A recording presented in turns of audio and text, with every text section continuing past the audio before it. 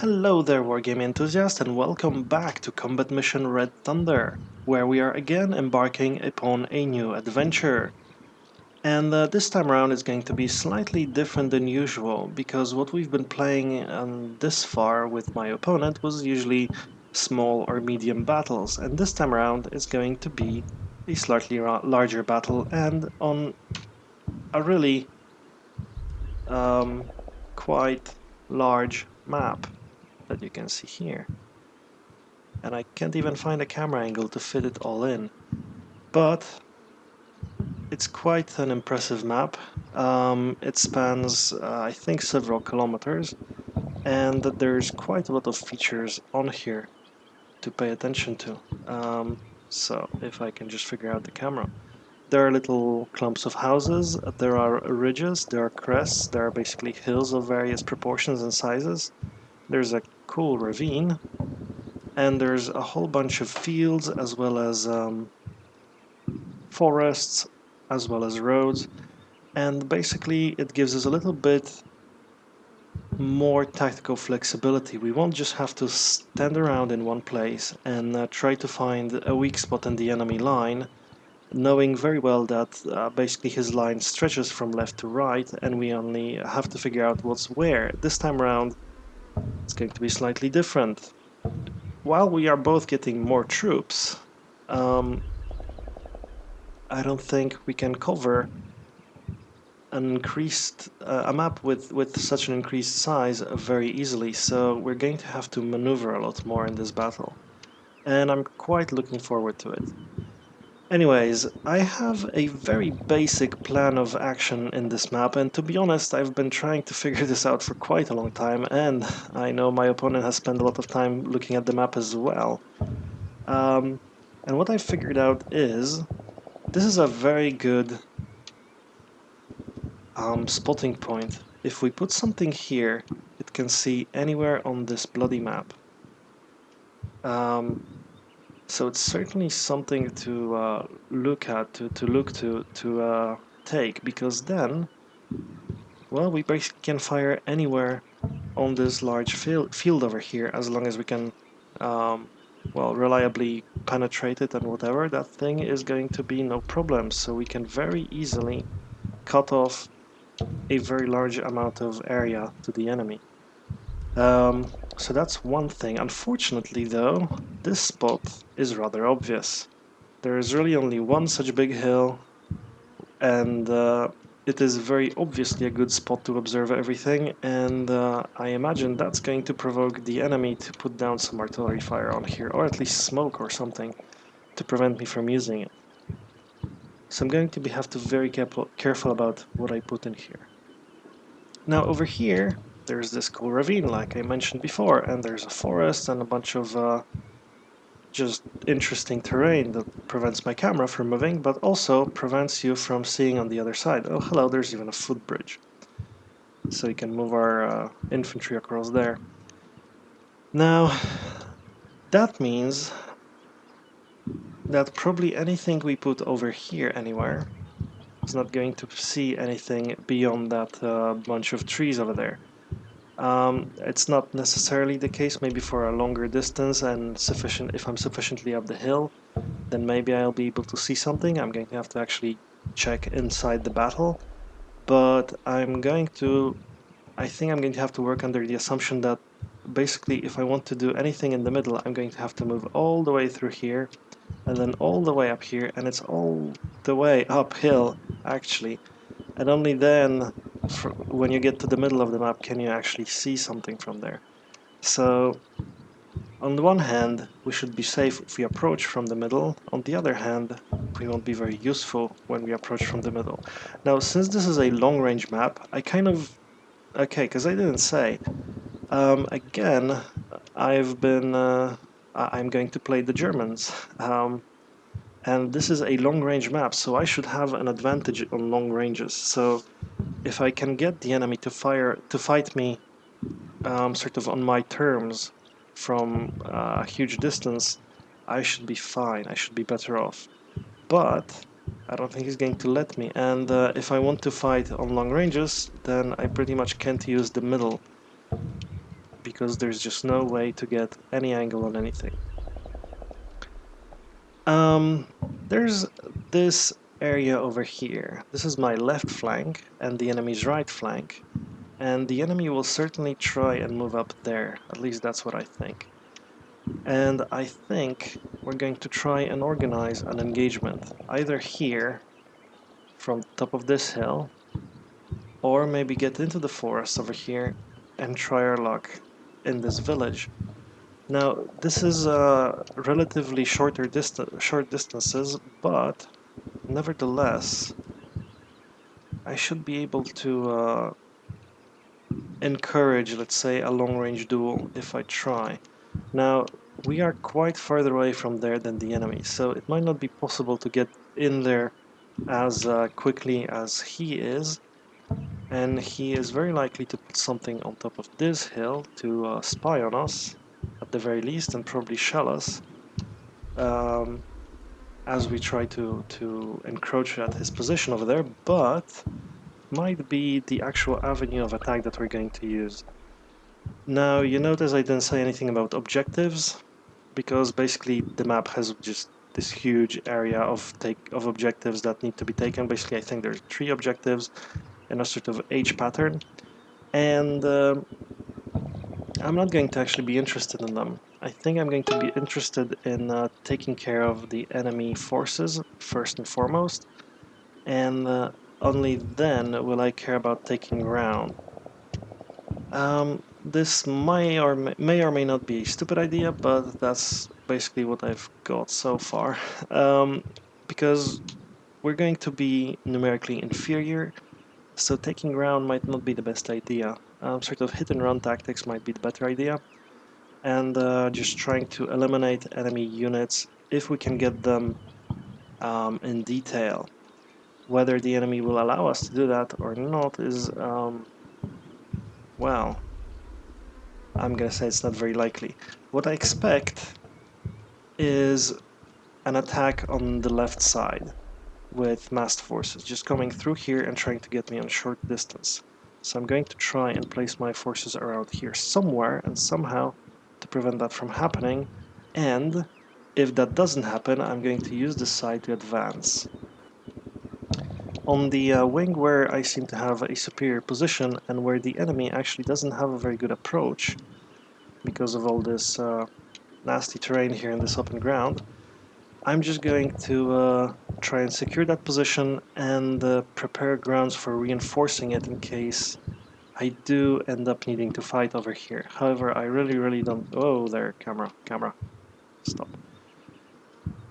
Sorry, got out of control there.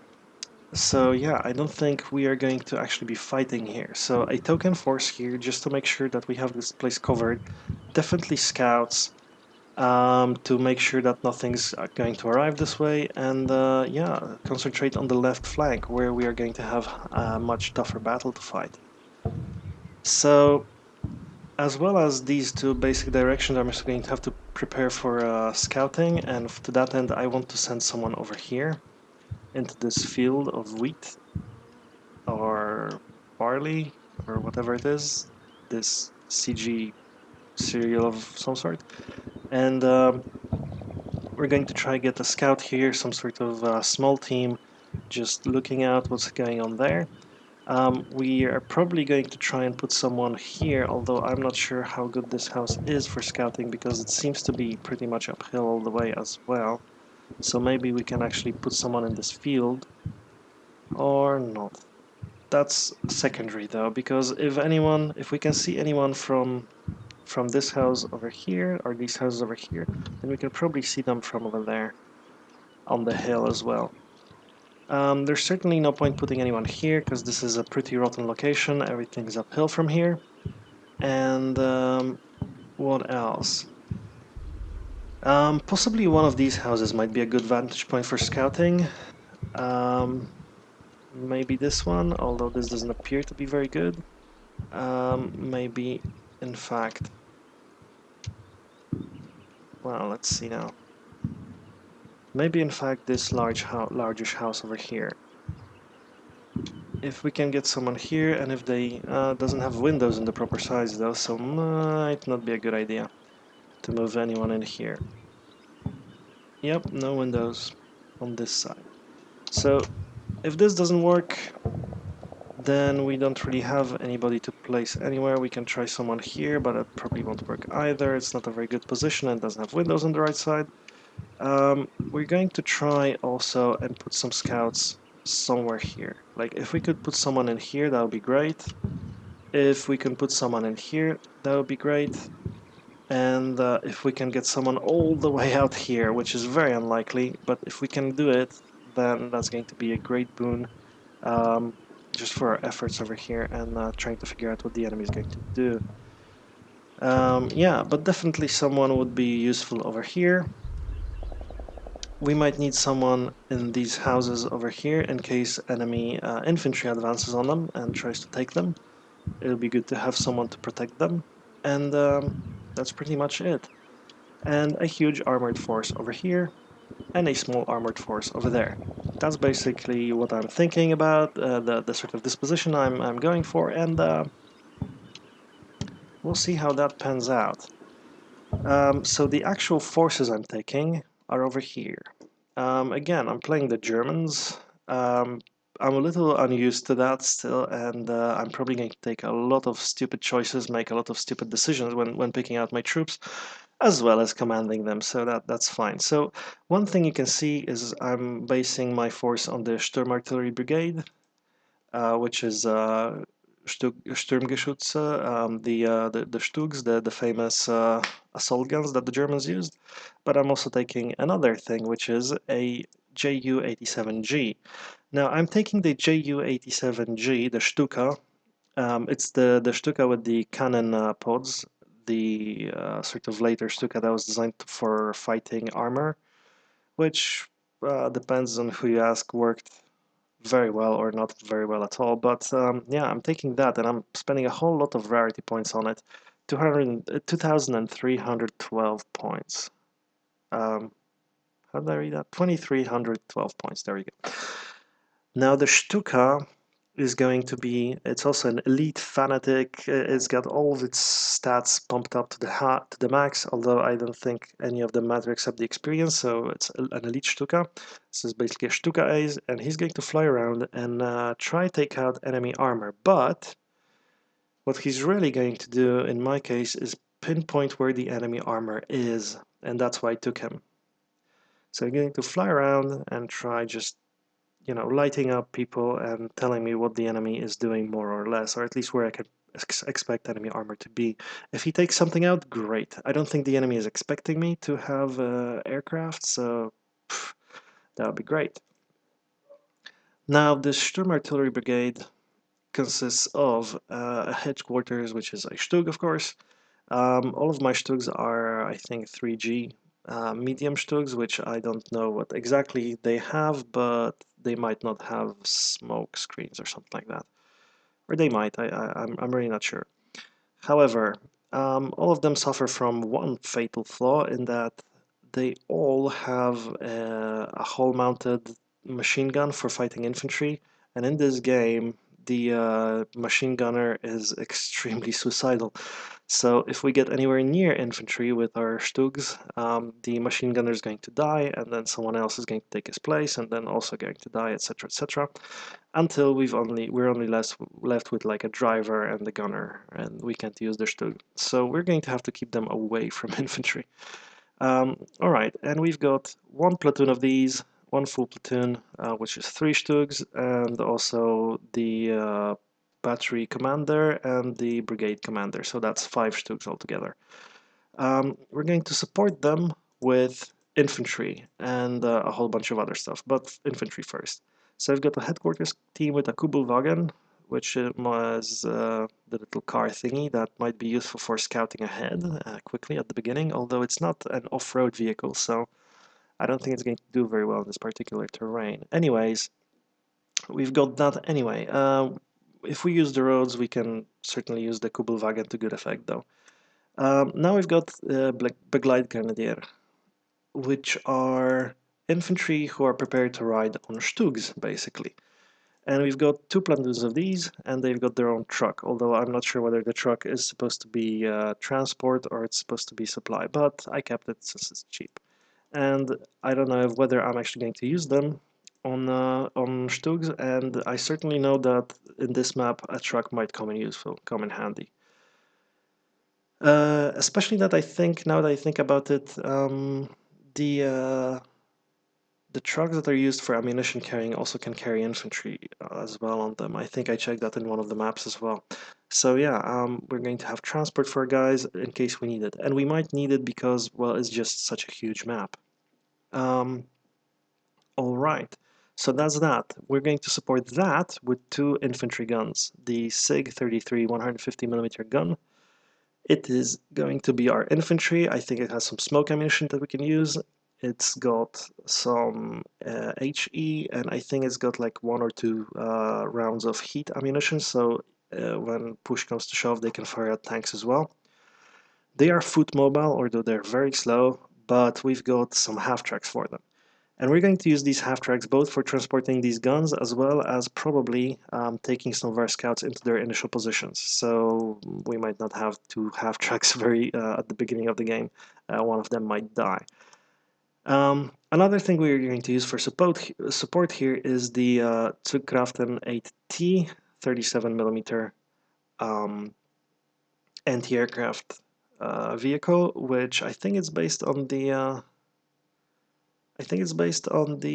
Panzer 38T, but I might be wrong. I'm not actually familiar with this tank at all, but it's got a 37mm anti-aircraft gun, just in case we end up with having to fight aircraft. This is going to make me feel better. It's probably not going to have a great result, but what the hell. It's just a couple of points. Although a lot of rarity, 300 points in rarity. But if we don't end up fighting aircraft, we might use this as an anti-infantry vehicle of some or something like that. Right. So that's our infantry section with support. We haven't got any mortars, so we're going to be using artillery very sparsely here. We are actually, I'm not planning to use artillery for anything major in this game, just maybe a little bit of support here and there. But I haven't got a great idea for using artillery to like pin down enemies or just let's say make them, well, just block their way or something like that, because I really don't know where the enemy is going to be heading, to be honest. Even though I have a sort of predicted area where they will appear, it might not be the case. And I'm really feeling a little bit of a crunch for points in this battle, because I want to take a lot of armored equipment. And speaking of that, here's my headquarters company, which has been completely refitted. Originally it's an Aufklärungs Pioneer platoon, which we removed because we don't need that. Instead, we're taking just the headquarters team and their Kubelwagen, and again, we're going to use that for scouting. And on top of that, we're going to use 3 Panthers and a Tiger tank. Originally, it was a platoon of 4 Panthers, but I figured I've got the rarity for it, so I might as well take a Tiger. It's been a little disappointing in the last battle, but it might do it might do well. We will see. Anyway, 3 Panthers, 2 regular ones, 1 veteran. The Tiger is also a regular, and we're going to use them as our armored fist on the left flank. The Sturmgeschütz we're going to use mostly, I think, well, to support our main assault, but also to keep that hill, to take and hold that hill that's going to be so valuable. But we're going to do that very carefully, and we're not going to use too many Stugs on that because it's a risky prospect. I expect artillery to fall on there, basically.